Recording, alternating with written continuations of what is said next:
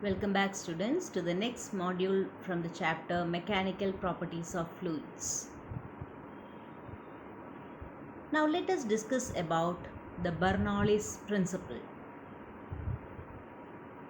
According to Bernoulli's principle, it gives a relation between pressure, kinetic energy and gravitational potential energy of a fluid in a container.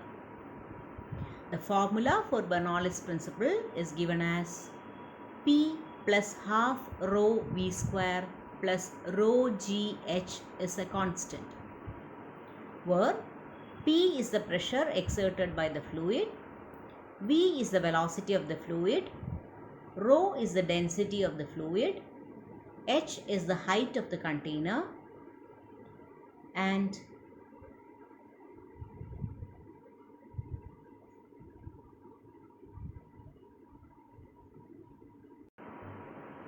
Bernoulli's equation gives a great insight into the balance between pressure, velocity and elevation. Now let us consider the movement of a fluid through a tube having varying area of cross section. Let the two ends of the tube be at heights h1 and h2 from the ground level. Let P1 and P2 be the pressures of the fluid passing through these two cross sections. The area of cross sections are marked as A1 and A2. We know, since this is an incompressible fluid, in an interval of time delta t, same mass of fluid must pass through any cross-sectional area. Then, the distance travelled by the fluid along the cross-sectional area A1 will be V1 into delta t, and the same for area of cross-section A2 will be V2 into delta t. Let us calculate the work done W1 on the fluid in the region BC. We know work is equivalent to force into distance. Force can be written as pressure into area, and distance can be written as velocity into time. So work done W1 is equivalent to P1 A1 into V1 delta t. We know area into distance is equivalent to volume.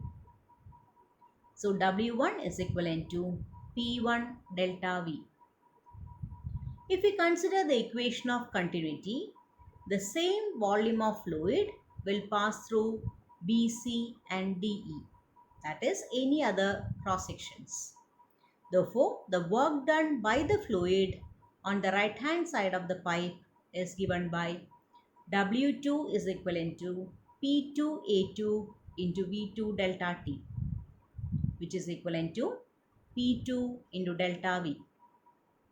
Thus, we can consider the work done on the fluid as P2 delta V with a negative sign. Therefore, the total work done on the fluid is W1 minus W2, which is equivalent to P1 minus P2 into delta V. This total work done helps to convert the gravitational potential energy and kinetic energy of the fluid. Now, consider the fluid density as rho and the mass passing through the pipe as delta m in the delta t interval of time. Then, mass delta m is equivalent to volume into density. Volume can be written as area into distance. Distance can be written as velocity into time. Therefore, delta m is equivalent to rho A1 V1 delta t, which is equivalent to rho into delta V, where area into distance represents volume.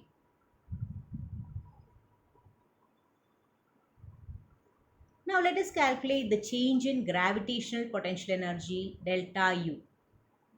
we know delta U will be equivalent to mgh, where mass can be written as volume into density. Here, since it is a change in potential energy, we are taking the equation mgh. Instead of m, we are writing volume into density. G is the acceleration due to gravity, and h will be h1 and h2 respectively for the two different heights. Hence, change in gravitational potential energy delta U is equivalent to rho g delta V into h2 minus h1. Similarly, the change in kinetic energy is given by the equation delta K is equivalent to half m into V2 square minus V1 square. Mass is replaced by volume into density, that is rho into delta V. Then applying the work energy theorem in the volume of the fluid, the equation will be change in energies is equivalent to work done, or P1 minus P2 into delta V is equivalent to half rho delta V into V2 square minus V1 square plus rho G delta V into H2 minus H1. Dividing each term by delta V, we obtain the equation P1 minus P2 is equivalent to half rho into V2 square minus V1 square plus rho G into H2 minus H1.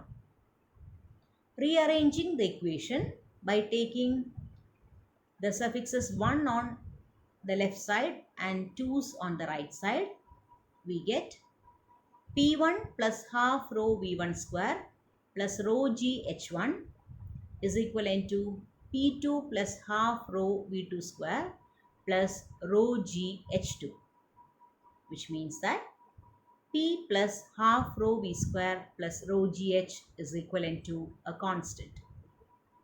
This equation is known as Bernoulli's equation. Thus, we can state that according to Bernoulli's equation, the pressure P, potential energy per unit volume, and kinetic energy per unit volume will remain a constant. It is important to note that while deriving this equation, we assume that there is no loss of energy because of friction if we apply the principle of energy conservation. However, there is actually a loss of energy because of internal friction caused during fluid flow. This, in fact, will result in loss of some energy. Hope you have got an idea about Bernoulli's theorem and its mathematical equation. Thank you, dear students.